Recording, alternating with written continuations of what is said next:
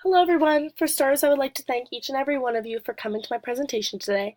As many of you know, we will be sending a few of you as employees of the Boeing Company to Singapore on one of our monthly business trips. Singapore Air has just purchased one of our 787 jetliners, and your job is to fly the stock airplane over and stay for the duration of 3 weeks to help their pilots learn and understand how to operate the machinery. So, the national language in Singapore is Malay, but English is also the primary working language. There's multiple ethnic backgrounds in Singapore, including Chinese, Malays, Indians, and a variety of religions are also expressed. Communication in Singapore is quite different. You need to show little to no emotion. Joking or being humorous should only be done if you know someone well and after building a solid relationship.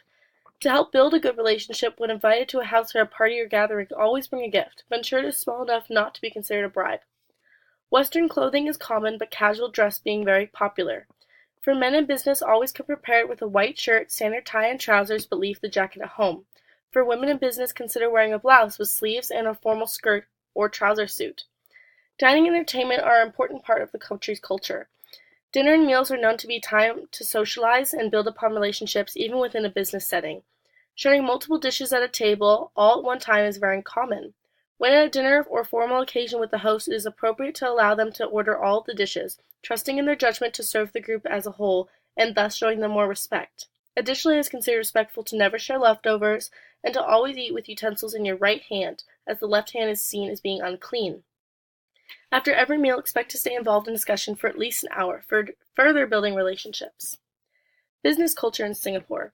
Meeting, greeting, and body language. With beginning a business meeting or social occasion, one should always shake hands with each individual present in the party, both when arriving and when leaving, and do so in a firm manner.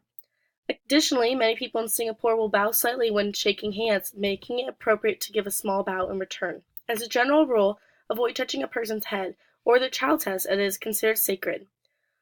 Cooperative culture. In Singapore, punctuality is taken as an even higher level and being on time to meetings or notifying others of any expected delays is key. Business meetings should be on the point and include direct discussion when handling any issues or priorities of money. Transportation in Singapore is quite easy. Transportation is due to the abundance of taxis and rickshaw vehicles, as well as the excellent railroad system. The best and most economical method of transport around Singapore is the MRT, the Mass Rapid Transport. And transport in smaller to islands around Singapore can also be done via boat. Do's and don'ts in Singapore. Before traveling, make sure your current passport fits the travel requirements to go to Singapore. Avoid eating, even sweets, on public transportation, particularly chewing gum. It is an offense that could cost you up to $500. Never go topless on view, not even in your hotel room if it can be overlooked. Always flush the toilet. Random spot checks on public lavatories could cost you up to $150. No littering or spitting in public places.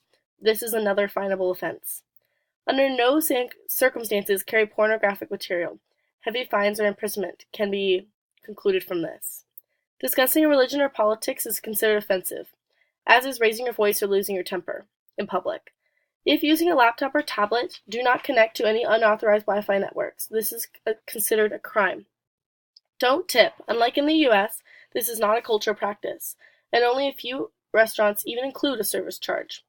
No drugs other than prescription unless you wish to spend a considerable amount of time in jail. I would like to thank every one of you guys for attending my presentation today, and I hope that all the details described in this presentation will help you during your trip to Singapore. Have a great rest of your day and enjoy your trip, ladies and gentlemen. Thank you.